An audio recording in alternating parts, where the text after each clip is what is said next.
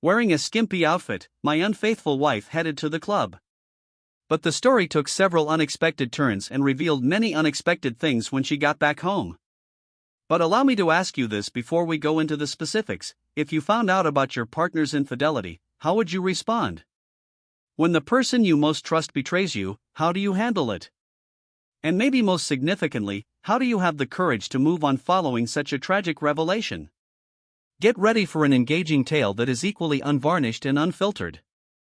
Now let's get going. When Mark eventually made his way upstairs to their bedroom later in the evening, he discovered his gorgeous 26-year-old wife, Sarah, getting ready for a night out with her friends.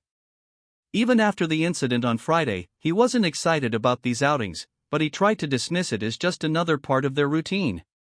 Sarah asked, "You're not going to mope about this, are you?" observing the expression on Mark's face. She said, pointing to the skimpy clothing that was spread out across the bed. Mark said, "I haven't seen these before," which made Sarah blush a little. Sarah answered, "Well, yeah, I just bought them this week." It took him a little while to get her pants out of the bathroom laundry basket. He questioned, contrasting the sky blue set Sarah was wearing with the lingerie he was holding, "Is this normal for a husband?" He caught her gaze and said, "You happily buy this for some guys you've never even met before?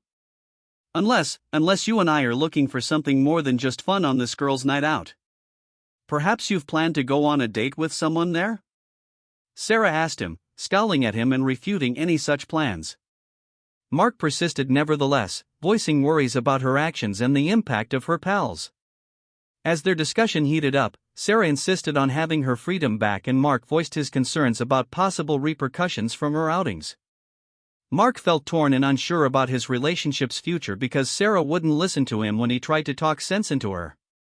Mark begged Sarah one final time to keep their promise to one another as she carried out her plans. But as the minutes passed, it became apparent that Sarah's allegiance was with someone else, leaving Mark to reflect on the depth of their relationship and the difficulties they still had ahead of them. Ultimately, when Sarah departed into the night, Mark struggled to get rid of the uneasy sensation he was getting and wondered what lay ahead for their marriage. Sarah snapped at Mark, her frustration boiling over in the dark evening. "What's the matter with you? Don't you trust me?" she growled, venomous in her tone. Mark let out a heavy sigh, furrowing his brows in worry. "Sarah, it's not a confidence issue. It's about boundaries," he shot back, trying not to lose my cool in the face of their mounting tension. Mark felt uneasy, and it was eating away at him as Sarah got ready to go with her pals. "You're not going to sulk about this, are you?" Sarah gave him a stern glance, irritation glimmering in her eyes. Yet Mark was unable to let it go. "Sarah, I just want to understand. Why the sudden wardrobe overhaul, the new pants?" With a bewildered tone in his voice, he pleaded, "It feels like you've changed." Sarah's expression wavered momentarily before she gathered herself. "All right, so I bought them for myself. Is that really that hard to believe?" she shot back, sounding defensive. Mark, though, was unconvinced. "Sarah, it's not just about the clothes.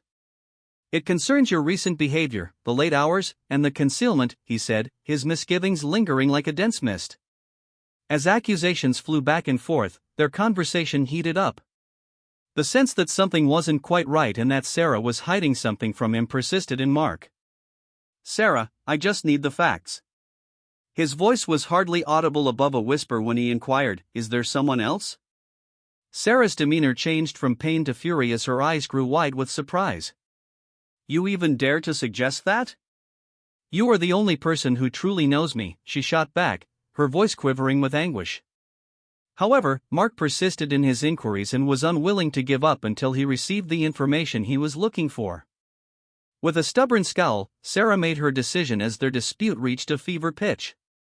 With a furious look, she left the home, leaving Mark by himself with his thoughts. Mark, however, was unable to shake the feeling of dread that enveloped him like a smothering blanket as the door closed behind her. Mark tried to sleep for hours, but he was unable. His head was full of questions, more menacing than the last, and misgivings. What if he was being duped by Sarah? But what if there was another person? The idea tore at him, making him feel a fear that he was unable to shake. Over the next few days, Mark's suspicions only deepened. He was unable to shake the sensation that Sarah was concealing something evil and horrible from him. Furthermore, as he dug deeper into her background, he discovered secrets that would upend their marriage. But just as Mark was about to tell Sarah what he had discovered, the most unexpected thing happened. A fortuitous meeting with an unfamiliar individual would initiate a series of incidents that would permanently transform their lives, unveiling realities beyond their comprehension. When the truth was revealed, Mark and Sarah were left to deal with the fallout from their deeds and the lies they had told themselves, forcing them to face the worst parts of their souls. Ultimately, they would have to respond to the trickiest of all the questions: could their love survive the ultimate betrayal? Thus, these are the responses. My frustration increased as I got closer to the house. The city council did not appear to be worried about the hazardous pothole on our street, even after I wrote and called them multiple times. Maybe I should think about supporting the opposition in the upcoming elections, I said to myself in frustration. One of the sleek cars was parked in front of the house as I approached the driveway. I was uncomfortable because none of Sarah's regular pals owned it. After 4 years of dating, I had planned to pop the question to Sarah shortly. I had no notion she had her own opinions. When I went inside and called for Sarah, I saw her seated on the couch with a man I didn't know. Despite my deep suspicion, I chose to give her the benefit of the doubt and let her clarify. "Darling, who's this?" I asked, trying not to let the pain in my body get the better of me. After a long moment of hesitation, Sarah introduced him as Mark. But I knew what I had to do before she could say anything more. I said to them both, "I think we need to talk," in a firm tone. I felt a jolt of disbelief when Sarah told me. She recommended an open relationship as a solution because she wanted to explore other relationships before committing to me. I was angry and surprised at the same time as I tried to figure out what she was saying. "Don't you see how ridiculous this is?" At last, unable to contain my wrath, I cried out. "Sarah, you're not abiding by the proper guidelines." Sarah was steadfast in her decision, "And you are only offering rationalizations for your behavior." With a sorrowful heart, I watched them walk out the door, leaving me alone to reflect, even after I asked them to leave my house. I was simultaneously relieved and hurt as I realized how betrayed Sarah really was. Maybe it was for the best that I exposed her actual nature now, before we entered into any long-term agreements. Karma appears to have its plans, as fate would have it. A speedy car came hurtling down the hill and struck Mark's car, making a loud noise as they drove away with Sarah. As I witnessed the chaos unfold before me, a melancholic grin pulled at my mouth. Maybe justice did exist in the world after all.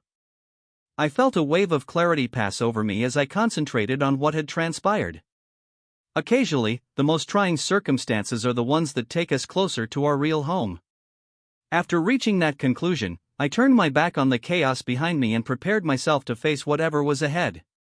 I felt love again as I got back to the house. I found myself standing in the wake of a flurry of emotions as the dust cleared and the sounds of the wild events subsided. Betrayal, rage, and the unexpected turn of events had left me reeling. But in the middle of all of this chaos, I felt like I had clarity again. Unexpected obstacles frequently arise in life, trying our resolve and forcing us to face hard realities. Sarah and Mark's choices caused their destiny to collide, which serves as a sobering reminder of the negative effects of lying and treachery. However, every bad phase offers a chance for development and rejuvenation. I came to the realization that even the most traumatic traumas can lead to fresh starts as I stood there reflecting on what had happened. The paths that Sarah and Mark had taken in life could never be reversed.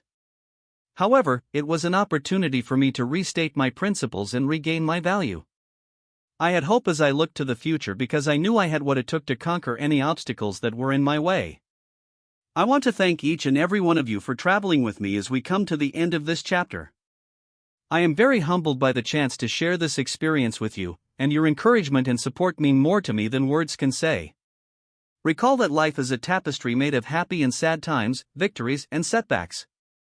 Our fate and identity are shaped by how we handle the ups and downs we encounter on the journey. So I encourage you to take the lessons gained with you on your trip as we say goodbye to Sarah, Mark, and the turbulent events that made their story possible. And never forget that you are never alone, no matter what obstacles you may encounter. I appreciate you joining me on this journey, and I hope that love, laughter, and the bravery to face life's many unknowns will always adorn your path until we cross paths again. I hope your narrative is full of possibilities and hope. Take care. See